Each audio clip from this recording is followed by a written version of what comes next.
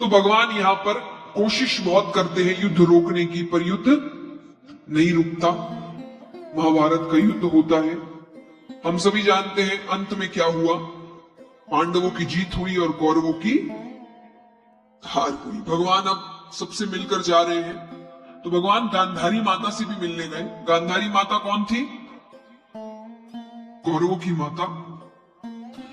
तो भगवान उनके पास जाते हैं तो वो दुखी तो है, पर भगवान से थोड़ा क्रोधित भी है। वो कहती है, तुम चाहते तो ये युद्ध रोक सकते थे, तो तुमने नहीं रोका, और तुम खड़े थे इसीलिए वो जीत गए।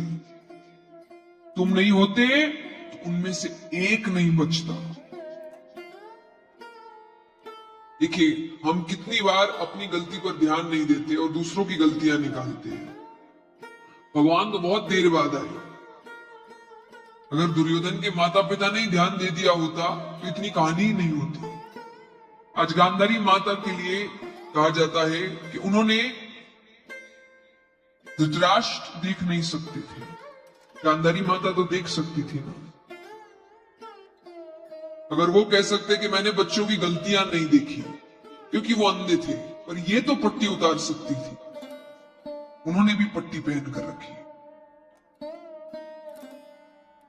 तो असर ये हुआ कि उनके बच्चों ने ऐसी हरकतें कर दी। इसीलिए गलतियों पर पट्टी मत बांधिए आंखों पर, क्योंकि आपको लग सकता है हम गलती को ढक रहे हैं। आप तो ढक लेंगे, आपके जाने के बाद कौन ढकेगा? पर उसकी तो आदत गलती करने की रह जाएगी। और दुनिया ऐसी है कि वो इतनी सी गलती को इतना बड़ा बनाती है। आप ऐसी दुनिया के बीच उसको अकेला छोड़कर जाएंगे। इसलिए कहा जाता है बच्चों के लिए उपहार, माने इस वाक्य में उपहार का मतलब होता है गलत जिद। जो गलत जिद करते हैं बच्चे, जिनको हम पूरा करते हैं, कि अगर एक बच्चे को उपहार नहीं दोगे तो वो कुछ देर रोएगा। कितनी देर रो सकता है? अगर आप उसके मन की नहीं, आधी घंटा, 1 घंटा, ज्यादा से ज्यादा 2 घंटा, उससे ज्यादा नहीं। अगर आप एक बच्चे को उपहार नहीं दोगे तो वो कुछ देर रोएगा, और अगर आप उसको संस्कार नहीं दोगे तो वो जिंदगी भर रोएगा, खास करके आपके जाने के बाद। तो मैं हमेशा कहती हूं माता पिता के लिए, जो कहते हैं ना कि माता पिता कई ने कन्यादान कर दिया या शादी कर दी तो ये बस जीवन सफल हो गया, गंगा नहा लिया। नहीं,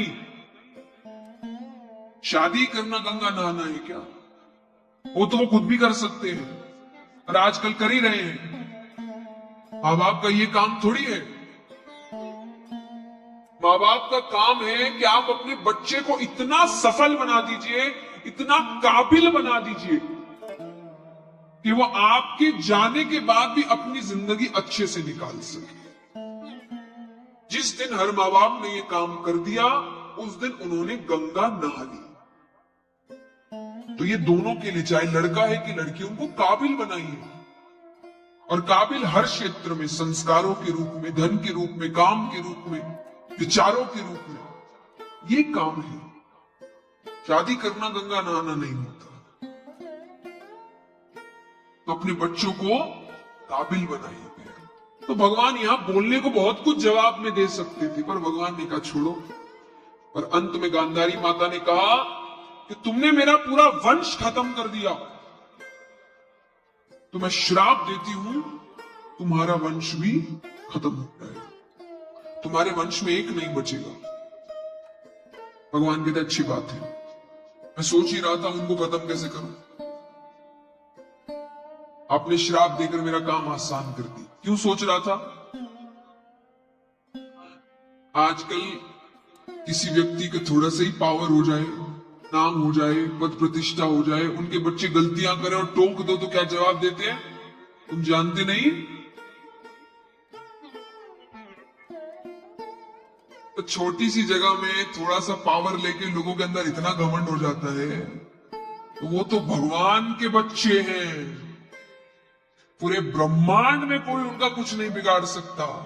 उनके अंदर कितना अहंकार आएगा कि भगवान एक ही है, बाकी सब इंसान है। और इंसान अपनी फितरत दिखाता है। तो भगवान कहते इनको आगे ले जाकर मुझे कुछ पता चला, अगर भगवान ने उस वक्त सब खत्म नहीं किया होता तो आज भी एक परिवार होता जो बोलता हम भगवान के वंशज हैं। भगवान कहते ये सब मैं नहीं करूंगा आगे, इसलिए भगवान ने कहा मुझे उनको ऐसे भी खत्म करना है, और आपने मेरा काम आसान कर दिया। वो श्राप अपना असर दिखाता है। यहां पर पुत्र पौत्र इत्यादि सब खेल रहे थे, तो उसमें से एक ने एक स्त्री का वेश बनाया, अपने पेट के आगे कुछ कपड़े लगाए, और दूर एक स्थान पर बड़े बड़े ऋषिगण, गर्ग ऋषि, कौंडल ऋषि, दुर्वासा ऋषि सब बैठे हैं। तो उनके पास जाते और जाकर कहते हैं कि ये मेरी पत्नी है, गर्भवती है, जरा बताना इसके गर्भ में लड़का है कि लड़की। उनको सब पता है। वो कहते हैं आप अभी जाइए, हम जरूरी काम कर रहे हैं, हम भी खेलेंगे बाद में जब काम खत्म हो जाएगा। तो वो निरादर करने लगे। वो कहने सब पाखंडी है, इनको कुछ नहीं पता। भगवान ने योग माया को आदेश दिया कि जाकर ऋषियों के मस्तक पर बैठो। अरे उनको गुस्सा आना चाहिए। इसी चीज का डर था भगवान को कि कोई वो गलत हरकत भी कर रहे हैं तो वो कुछ बोल नहीं रहे, क्योंकि वो जानते ये किसके बच्चे हैं। तो भगवान ने कहा उसको गुस्सा आना चाहिए। जैसे योग माया ऋषियों के मस्तक पर बैठती है, उनको जो क्रोध आता है, क्रोध में आकर उन्होंने कहा कि जिस गर्भवती स्त्री का तुमने वेश बनाया है, उसी गर्भ की जगह एक लोहे का मूसल निकलेगा और वही तुम्हारे पूरे वंश को खत्म करेगा। बच्चे डर गए, पेड़ के पीछे जाते हैं, कपड़े हटाते हैं। सच में गर्भ के आगे जो कपड़े लगाए थे उसकी जगह एक लोहे का मूसल निकला है।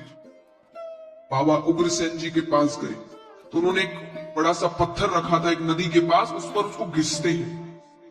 घिसते घिसते घिसते इतना सा टुकड़ा बचता है। उनको लगा इतना सा टुकड़ा क्या बिगाड़ लेगा, उसको पानी में फेंक दिया। उसको एक मछली ने निगल लिया।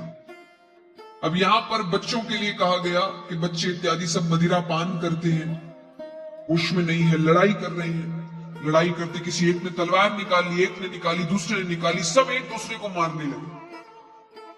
उन्होंने ही एक दूसरे को खत्म कर दिया। उसमें बलदाऊ भैया भी बीच में आए थे, उनकी मृत्यु भी। अब बचे कौन? वंश में कौन बचा? कृष्ण। उनको भी अब जाना ही है। वो सबसे मिलकर गए, सबसे, नंद बाबा, यशोदा मैया, देव की माता, वसुदेव जी, गोपियां, उद्धव जी। देव की माता ने कहा अभी तक मैं तुम्हारे लिए जीवित थी, तुम जा रहे हो तो मेरे 6 बच्चे वापस करो, क्योंकि तुम्हारी लीला के कारण वो मरे हैं। तो भगवान वो 6 बच्चे वापस लेकर आते हैं। उद्धव जी ने कहा अभी तक तो धर्म की रक्षा आप कर रहे थे, अब कौन करेगा? तब भगवान ने उनको श्रीमद् भागवत दी कि मेरे बाद ये धर्म की रक्षा करे। इसको अपने जीवन में उतारने वाला हर व्यक्ति धर्म की रक्षा करे। भगवान चले गए। अब भगवान एक पेड़ के नीचे लेटे हुए हैं और पेड़ की जो पत्तियां हैं वो पूर्ण रूप से भगवान को ढक कर रखी, यानी भगवान दिख नहीं रहे किसी को, सिर्फ उनके पैरों की मणि चमक रही है। अब वो मछली जिसने अंतिम हिस्सा निकला था उसको एक शिकारी पकड़ता है, उसको काटता है, उसमें से वो हिस्सा निकलता है। उस हिस्से को धार करके वो अपने तीर के आगे लगाता है। वही शिकारी सामने से जा रहा है। हिरन की आंख चमकती है, वो मणि चमक रही है, शिकारी को लगा पत्तियों के पीछे, उसने वो ही तीर निकाला। लीला है कि भगवान को तीर लगा और मृत्यु हुई, वरना कौन सा तीर भगवान को मार सकता है। उसने वही तीर निकाला, तीर सीधा भगवान के पैरों पर जाकर लगता है। अब भगवान खड़े होते हैं, खड़े हुए तो वो रोने लग गया। अब वो कहे कि आपको मैंने मारा, मेरी वजह से आप छोड़कर जाएंगे सबको। भगवान कहते तुमने नहीं मारा, मैंने तुमसे ये करवाया। क्यों करवाया? बोले राम अवतार में मैंने तुम पे पीछे से वार किया था तो तुम बड़े नाराज हुए थे। गलती थी मेरी, मैंने पीछे से वार किया। किस पर किया था भगवान ने वार? बाली। भगवान कहते इस अवतार में तुमने पीछे से वार कर दिया, मैं देख नहीं रहा था, हो गया हिसाब बराबर। मैं किसी का उपकार ऊपर लेकर नहीं जाना चाहता, मैं सारे हिसाब यही बराबर कर कर जाऊं। मैंने तुमको मारा, तुमने मुझको मार दिया। सभी देवी देवता आते हैं और भगवान को अपने साथ लेकर चले जाते हैं। अब चलते हैं कंस की ओर। कंस को पता चलता है कि एक छोटे से बालक ने गोवर्धन पर्वत उठा लिया। आइए शांति शांति, निवेदन है सबसे शांति, बातें ना करें।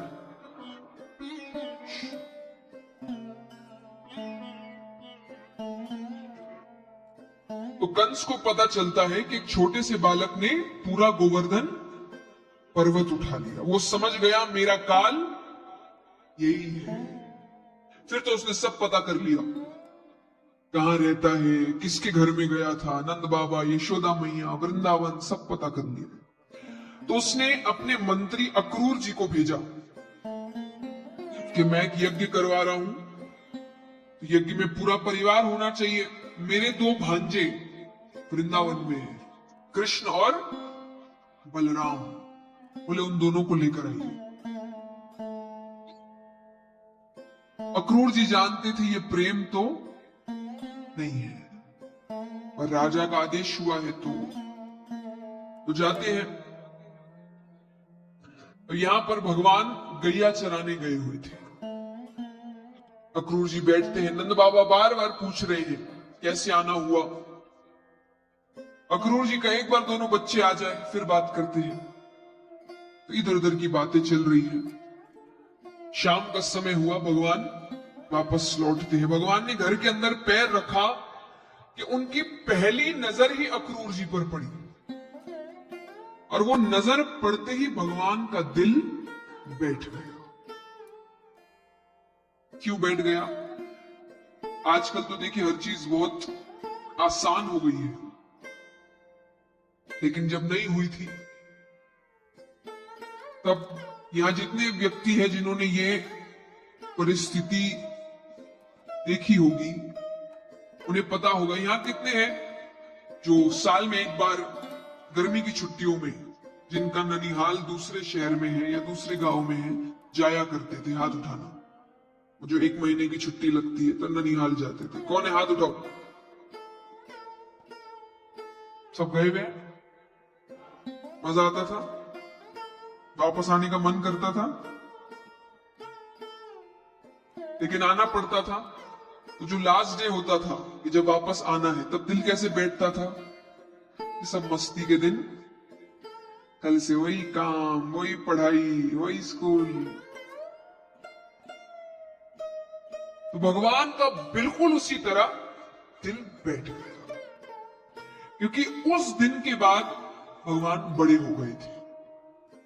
भगवान ने फिर वो जो एक ग्वाले का जीवन था, ना किसी चीज की फिक्र नहीं, सब कोई आपका लाड़ चाव कर रहा है, वो दिन भगवान के खत्म हो गए थे। फिर भगवान राजा बन गए, फिर महाभारत का युद्ध हुआ, यानी उन पर बहुत जिम्मेदारियां। तो भगवान समझ गए कि मेरे मस्ती के दिन खत्म हो, अब सबको छोड़कर। और उसके बाद भगवान कभी वृंदावन में वापस नहीं आए थे। उनको पता था उनको सबको छोड़कर जाना पड़ेगा, पर कर्म भूमि आवाज लगा रही है, और भगवान उसी के लिए तो अवतार लिए थे।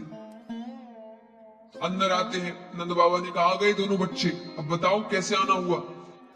अक्रूर जी ने कहा कंस ने एक यज्ञ करवाया है, तो दोनों बच्चों को निमंत्रण दिया है, अगर आना चाहे तो। यशोदा मैया ने कहा मेरे बच्चे नहीं जाएंगे। कहा वो इतने बड़े बड़े राजा, ये छोटे छोटे बच्चे, इनका क्या काम? नंद बाबा ने कहा अरे क्यों नहीं जाएंगे, इसी बहाने मथुरा घूम आएंगे। जैसे जो गांव में रहते हैं उनके लिए शहर घूमने के लिए होता है, क्योंकि शहर में हर चीज उपलब्ध कराई गई होती है। तो मथुरा उस वक्त शहर था, क्योंकि मथुरा में राजा रहते थे, तो वहां हर चीज उपलब्ध कराई गई थी, मेले लगते थे, बाजार लगते थे, एक रौनक होती थी। तो नंद बाबा ने कहा इसी बहाने मथुरा घूम आएंगे।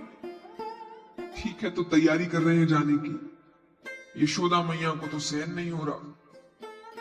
उनको कहा वो थोड़ी देरी गैया चराने जाए, वही नहीं सुहाता कि इतनी देरी मेरे आंखों से दूर क्यों रहता है।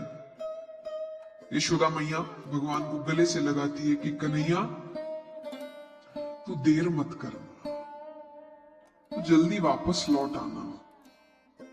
तू पास नहीं होता ना, मेरे हृदय में बहुत पीड़ा होती है। भगवान सच तो जानते थे, पर भगवान ने कहा मैं जल्दी लौट आऊंगा। जाते हैं, थोड़ी दूर ही गए हैं कि जितनी भी गोपियां हैं सब रास्ते में लेटी हुई है। गोपियां कहती है कृष्ण को ले जाना है तो ये रथ हमारे ऊपर से लेकर जाओ, क्योंकि जीते जी हम कृष्ण को नहीं जाने देंगे। तो भगवान नीचे उतरते हैं। भगवान ने कहा देखो तुम कहोगी तो मैं नहीं जाऊं, और अगर मैं नहीं गया तो मुझे बहुत तकलीफ होगी, मुझे दुख पहुंचेगा। गोपियों ने कहा कन्हैया हम तो चाहते हैं तुम्हारे सारे दुख हमें मिल जाए और हमारे सारे सुख तुम्हें मिल जाए। अगर तुम्हें जाने से खुशी मिलेगी तब तो जाओ, पर जल्दी लौट आना, क्योंकि तुम्हारे बिना वृंदावन वृंदावन नहीं लगता। भगवान कहते हैं मैं लौट आऊंगा। भगवान जाते हैं, महल पहुंचते हैं कि वहां पर एक धनुष लटका हुआ है। वो धनुष कंस ने ही लटकाया था, क्योंकि वो धनुष केवल कंस का काल तोड़ सकता था। तो भगवान बलदाऊ भैया की तरफ देखते हैं। बलदाऊ भैया कहते काम शुरू कर दो। अब वहां सैनिक खड़े हैं, वो सब हंस रहे हैं भगवान पर। वो सब कह रहे हैं छोटे से बालक देख तो ऐसे रहे हैं कि बड़ा धनुष उठा लेंगे। भगवान ने धनुष ऐसे तोड़ दिया मानो एक छोटा सा बालक एक छोटी सी टहनी को तोड़ रहा है। वो टूटते ही भयानक आवाज होती है। वो आवाज कंस के कमरे तक जाती है। कंस कहे मेरा काल राजमहल में प्रवेश कर चुका है।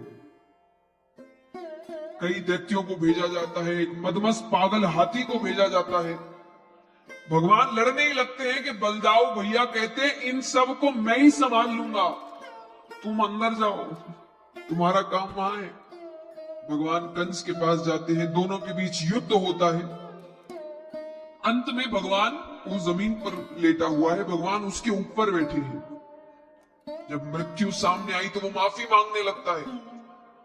अब उसके चेहरे को देखकर भगवान को इतना गुस्सा आ रहा है कि भगवान को वो 6 भाई याद आ रहे हैं जिसको कंस ने बड़ी क्रूरता से मारा था। तो अंत में भगवान ने मुट्ठी का रूप धारण किया, अपने हाथों की मुट्ठी लेते हैं और तब तक उसकी छाती पर प्रहार करते हैं जब तक कंस की मृत्यु नहीं हो। इतने क्रूर कृष्ण कन्हैया लाल की। और इस प्रकार भगवान कंस वध करते हैं।